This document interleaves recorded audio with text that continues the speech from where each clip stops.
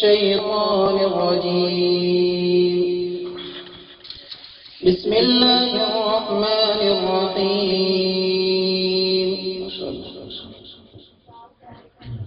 ويدعو الإنسان بالشر دعاءه بالخير وكان الإنسان عجولا.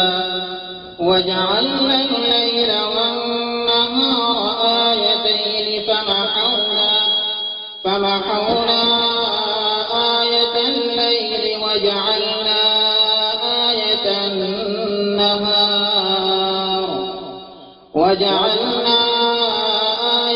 النهار مبصرة لتبتغوا فضلا من ربكم ولتعلموا عدد السنين والحساب وكل شيء فصلناه تفصيلا وكل إنسان ألزمناه طائره في عنقه ونخرج له يوم القيامة كتابا يلقاه منشورا. صدق الله